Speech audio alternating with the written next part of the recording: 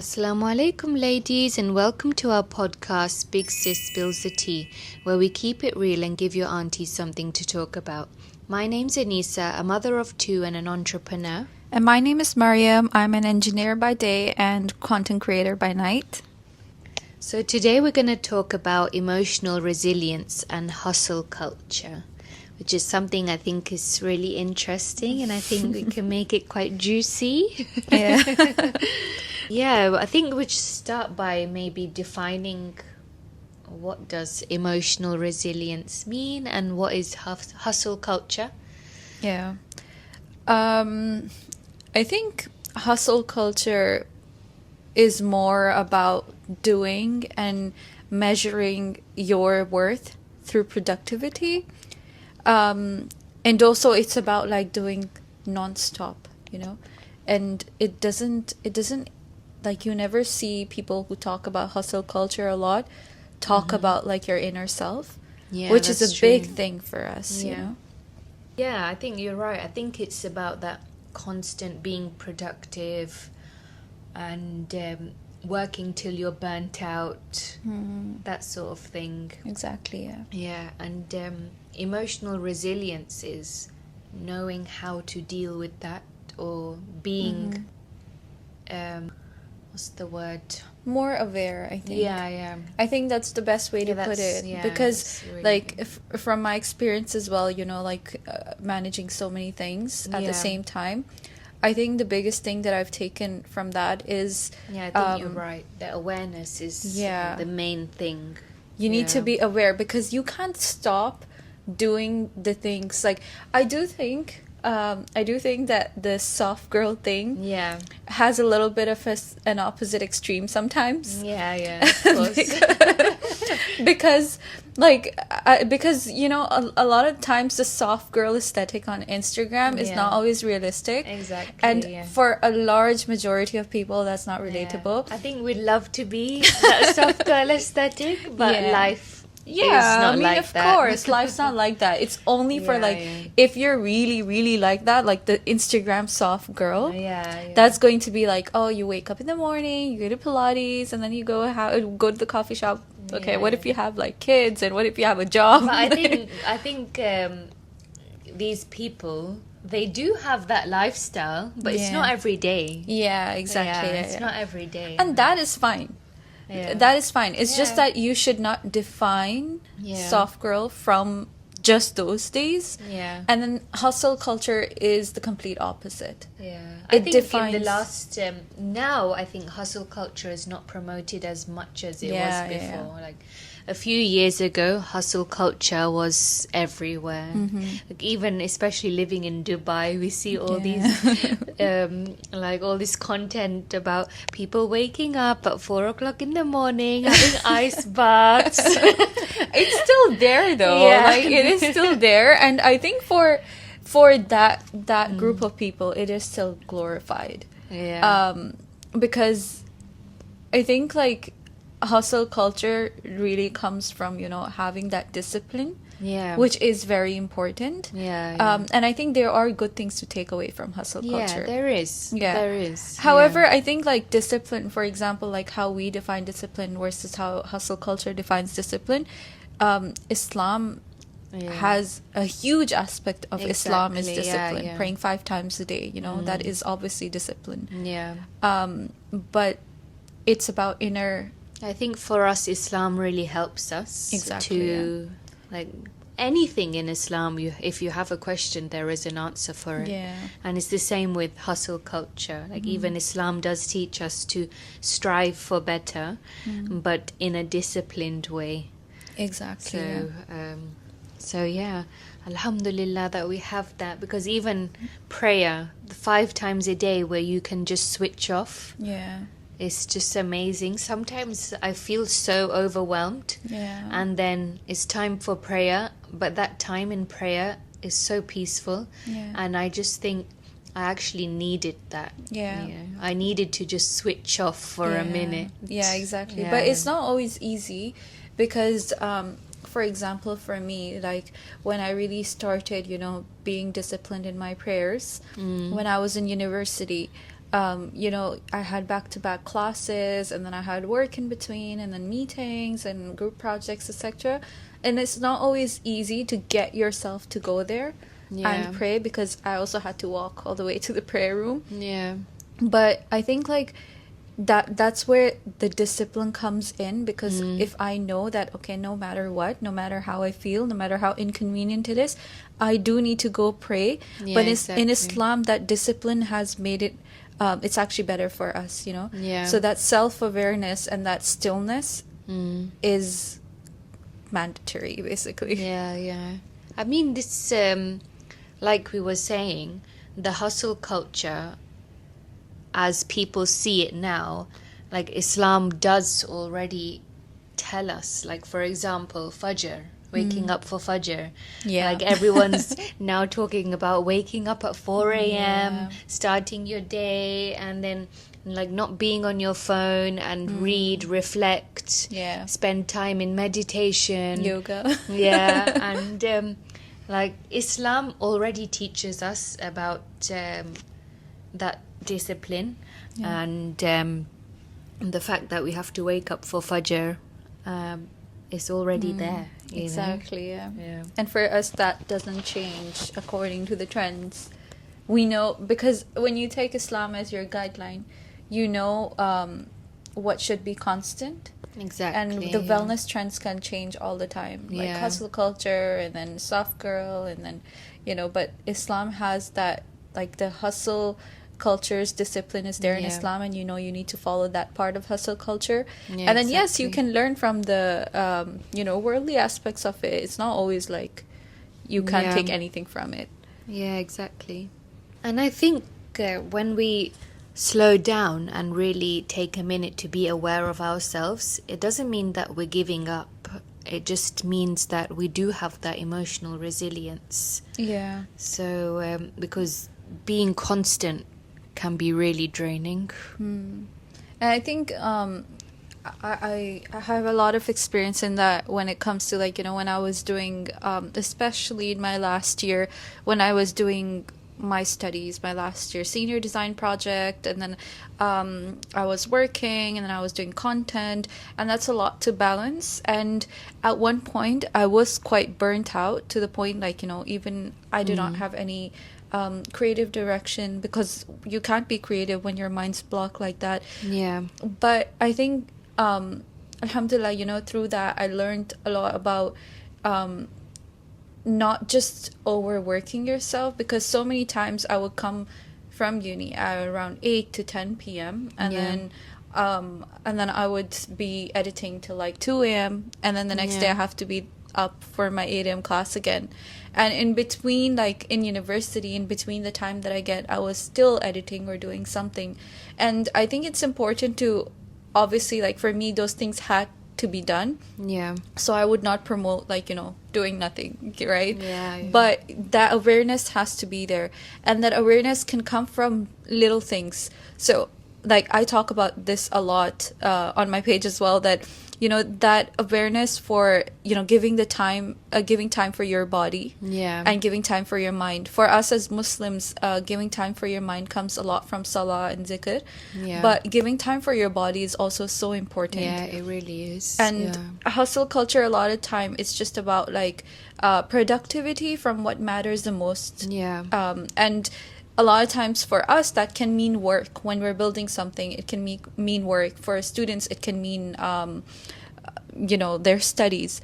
But a lot of times I see students who are burnt out completely, and they're suffering a lot from sleepless nights and stuff.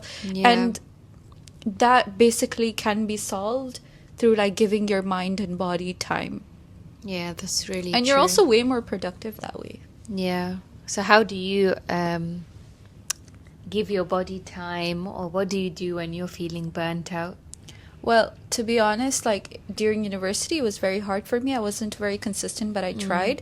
But now I try very much, go for Pilates, or go to, my apartment gym, or like try a new class when I really don't feel like doing anything. I try a new class so that it's something that's, you know, different. New, yeah, and then I can also be a little bit more excited about going, because sometimes I don't want to go to the gym, you know, just repeat the same thing. And that's what helped me also come out of that block that I was facing. I think that's very, very important. And then also just not being strict with it. I think that was the biggest thing, because for me, I was always like, if I start working out, I have to go like to the gym 5 times a week, and that's not negotiable. I've been like that before. Yeah. And then if I wasn't doing that, it's like, okay, now. But then it affects other things. Yeah, exactly. Like, I try to do that, but then it'll affect work. Yeah, exactly. Or how much time I spend with my children. So I'm trying to also learn that balance. But when so for example, for me, I can feel overworked sometimes when I have my children, and then I'm working on business related things, and then emotional stresses of things that happen in life. You know, even those things can take like a big burden on you, and you feel it in your body. So dealing with all those things can feel overwhelming sometimes, but I love to start my week with something exercise related. So recently I've been going to spinning every Monday. That's actually amazing. That's also something that I've implemented. Like, no matter what, a non-negotiable is that in the beginning of the week I do something. You know? I have to do something to start the week in a good way. And then it just starts the week off on the right foot. So it's been going well for the past few weeks. Alhamdulillah. Alhamdulillah. But it's all about finding that balance and being aware of yourself. Exactly. And I really like that point that you made about like taking care of your bodies as well. Because as women, we're nurturers, and if we don't take care of ourselves, then how can we take care of others? For me, it's my children, so that's like the most important thing for me. Or sometimes if I really feel overworked, then I'll just book a massage or something nice, like a nice treat for myself. It can literally be anything. It depends on what works for you, what you like. And I think thankfully that's changing a lot for the women in our generation. Because this wasn't there always. That's so true. And you know, like your life does go by. But I've seen time and time again that even though through that hustle, and hustle is not just about career, it's also about the women family, who work at home. And this is like, you know, the traditional hustle culture is like, okay, the men and women, but mostly men who are like, you know, working up early and then working all day and then you know, building their body and stuff like that. But I think a lot of the hustle culture we don't talk about is the women who are working like in the previous generations. They take everyone's burdens on their own shoulders. And they have nothing for themselves.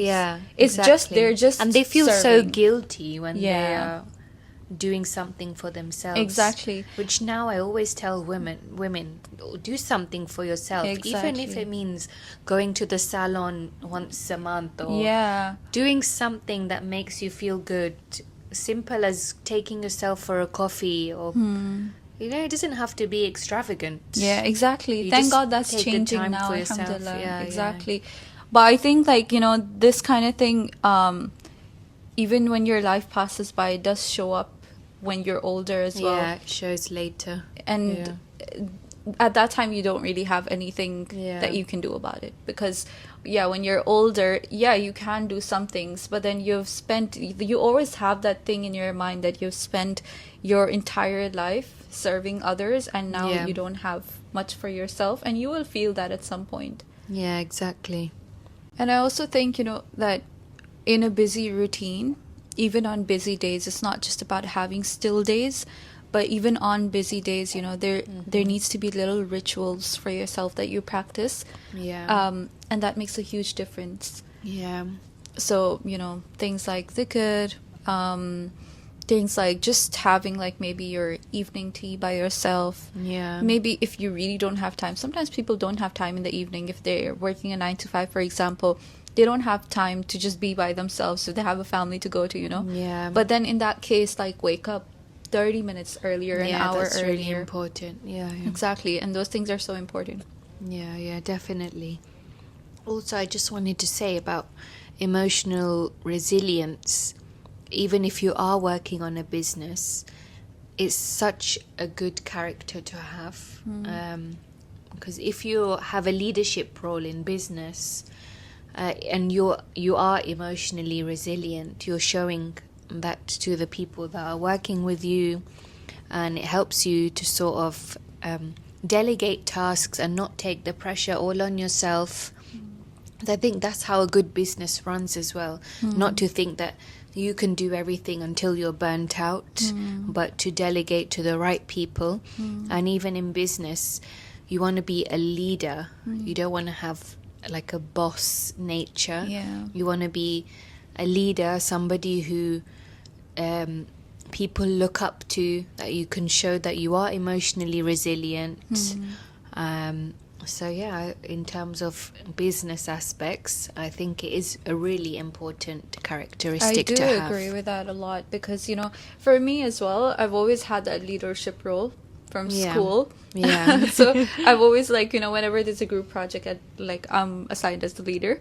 Yeah. So I think, but one of those things that I've learned over the years is in the beginning, for me being a leader was, okay, I can do this task and I can do this well. So I would take up most of it and then I would assign the smaller things. However, since I grew up and then in university when I was assigned the same tasks and then my environment was different and I wanted to learn how to be and you face some things where some conflicts, etc. I learned that about leadership, the delegation thing that you said is so important really as a leader important. to also recognize the strengths of others and then be able to delegate that to them and empower them as well. Definitely. Okay, so I think we've had a really good discussion on emotional resilience versus hustle culture. So should we round it up with the quick fire as we usually do? Perfect. It's your turn this time. So would you rather save money or spend on memories? Spend on memories. Would you rather be a candle hoarder or a perfume collector? Candle holder. Hoarder. Yeah. Sorry, that was I thought you didn't hear me right. Are you a cat person or a dog person? Cat person. Long voice notes or one-word replies? Long voice notes. Are you an overthinker or chilled about everything? Overthinker. Would you prefer to have a clean desk or a creative mess? Clean desk. Do you reply immediately or you're a more saw it in my head ghost kind of person? It depends on who you are. Depends on who it is. So if you're getting late replies from Mariam. I have too many messages, so obviously work needs to be first. And then I'm joking. Would you prefer a beach vacation or a mountain escape? Beach vacation. Staycation or a long haul adventure? Long haul adventure. Window seat or aisle seat? Window seat. Road trip or flight vibes? Depends. Sunrise. Oh, but you need to answer. Flight. Sunrise or sunset? Sunrise. City lights or starry nights? Starry nights. Oh, nice. We don't have that much, that's why. Yeah, that's true. Okay, so Thank you so much for tuning into today's episode of Big Sis Spills the Tea. We hope you enjoyed our discussions giving more insights on emotional resilience versus hustle culture from the perspective of being Muslim women in today's society. If this resonated with you, don't forget to follow us on Instagram. And of course, we'd love to hear from you. So share your thoughts, tag us, or drop us a message with what you'd like to hear in the next episode. That's it from your Big Sis. See you next time, inshallah. Bye.